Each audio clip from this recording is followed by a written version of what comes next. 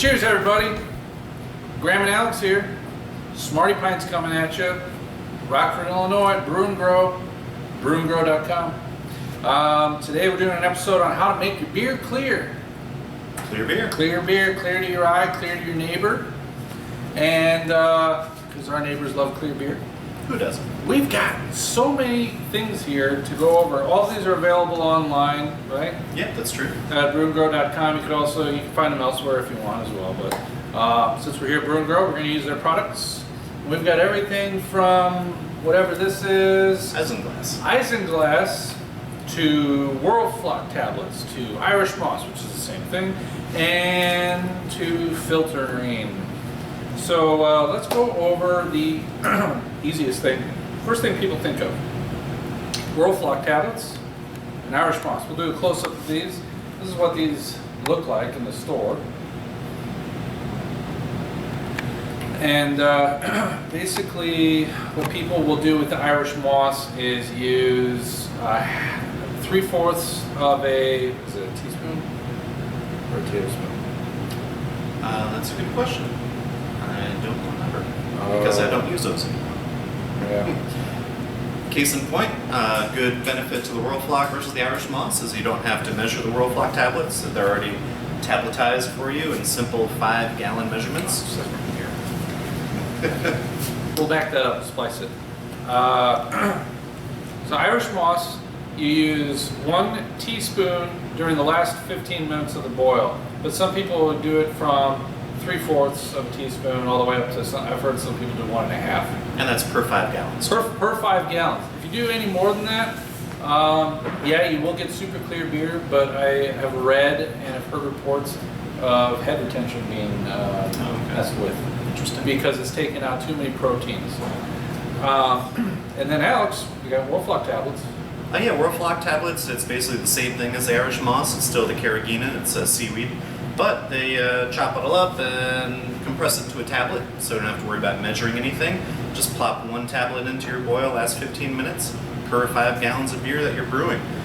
I do like the World Flock and use it personally versus Irish moss for a couple reasons. One, the measuring. It's a lot easier to drop the tablet in instead of grabbing a measuring spoon, whatever. And also, Irish moss is seaweed, and it smells like seaweed. At the end of my boil, I like smelling my hops, not smelling seaweed. Also important to note, the seaweed aroma does not translate to your final beer. That's what we were worried about. But also, it takes a little while for the Irish moss to kind of absorb the beer and hydrate. I know people that actually will put this in a cup of water and rehydrate the Irish moss and then add it in. But you know, why go through all that trouble when World Flock tablets are so easy? Tablet. Yeah, just 1 tablet. And for all of you guys who are wondering, what is it that's causing my beer to be cloudy? It's the huge amount of proteins from the whole mashing process, the conversion of enzymes, breaking down those big, huge pieces of sugar leaving behind these proteins. And when you basically boil your wort, it's bringing all those proteins together, creating a cloudy beer. And when you're introducing these to your beer, this is like a magnet to those proteins, all those excess proteins, and it makes them drop out of your beer to the bottom. Exactly. The protein particles are positively charged. These guys are negative. They attract to one another. They form big clumps and flocculate, and basically flock together and fall out of suspension. Love that word. It's kind of fun. So what else we got here? We got gelatin findings. I've seen lots of people ask about these. So instead of Irish moss or World Flock tablets, gelatin findings. It's also important to note that unlike the Irish moss and the World Flock tablets, gelatin is not a kettle finding. You're going to use this after your boil. This is going to happen after secondary, I believe. Well, I've heard of people adding it to secondary. You know, after fermentation is done, you transfer it over. Well, add this first, and then you transfer over so that way you don't oxidize your beer. So I've never used it, but there are people on the Homebrew Network that have. So post a question there. They can answer your questions about it. Also important to note, gelatin is ground up hooves. Yeah. So I don't know if you're a vegan or vegetarian or something like that, and that is against your beliefs, so important to note. Fun fact. So Not another fun one for the horse. horse. Well, not fun for the horse. Here's a product by White Labs. It's called Clarity Firm. Prevents chill haze and produces gluten-reduced beer. Oh my goodness. Here's a close-up of that. Alex, can you tell us any more about this? Yeah, it's something that was developed first for clarity of beer, but a cool side effect is they found out people suffering from celiac disease that had some gluten issues. They were less so in beer that was treated with the clarity firm. So it reduces the gluten. Oh, there's a bonus. Add the entire contents to 5 to 7 gallons of cooled wort at the same time as pitching your White Labs liquid yeast. I'm assuming that means any yeast. Yes. So that's that one. Let's see. Isinglass. Isinglass. Fun fact with that, isinglass is actually ground up swim bladders of fish. Way back in the day when early man was finding some place to store their beer, they would store them in, stomachs and other organs of random things that they had killed and eaten. And they found out that the beer they stored in the swim bladders of sturgeon came out clear, as opposed to the bladders and stomachs and other organs of other animals. And they were, and they put 2 and 2 together. So you put swim bladder in your beer or wine, and it comes out clear. And it says wait 2 weeks and then rack it off the sediment. Also another one that you're going to add post-boil after your secondary. Post-boil. Bentonite. Here's bentonite.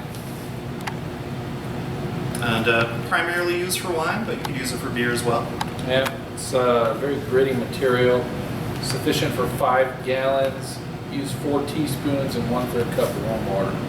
And also important to note too, as opposed to the Whirlflock and the Irish Moss, the bentonite and isinglass, they aren't for protein haze, they're more for yeast, for dropping yeast out of suspension. Oh, there you go.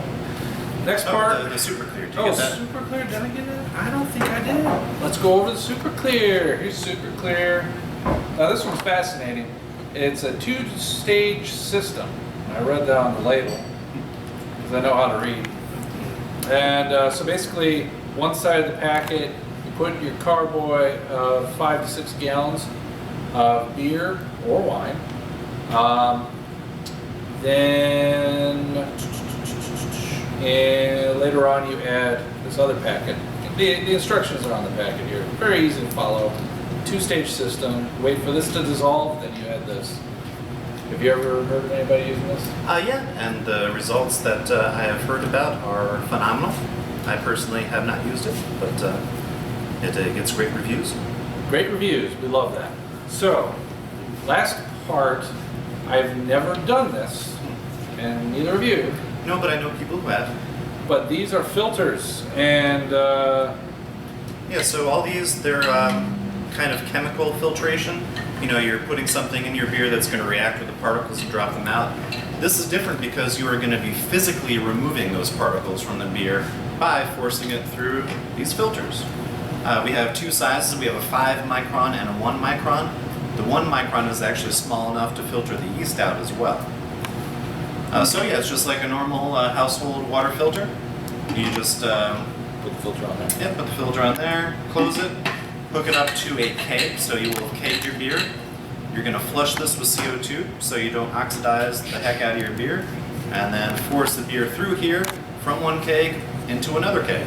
And it's literally going to filter out all the particles and get you a polished, sparkling, clear beer. I love sparkling clear beer. Definitely the most effective way. You're physically removing those components, but because you are physically removing them, you are going to alter your flavor too. If it's a hoppy beer, a lot of those hops components are going to come out. If you go with a 1 micron, you're pulling yeast out, which is also going to affect the shelf life too. Bottom line is, if you want to go these other ways, go for it. They're tried and true by other people, but what Alex and I definitely recommend is going with, first of all, Whirlflock because it's easy, or you can just do the Irish Moss. Whatever is your poison, you choose it. And then also one thing we didn't touch on that's really easy is just cold crashing. Very easy way to clear your beer is if you're lucky enough to have a fermentation temperature or a cold basement, toss it in there. The cold temperature is going to drop the yeast out and other particles and give you a really clear beer. Yep, I've done that. Alex has done that. Transfer it to secondary.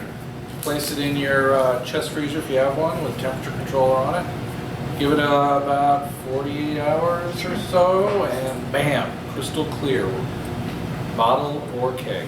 Yeah. And I don't know how many of you guys out there keg and have a kegerator, but sometimes you notice if you do have a beer that is relatively cloudy that you've kegged and you put in your kegerator, as time goes by, if it takes a while for you to empty that keg, you'll see it your pints pouring clearer and clearer.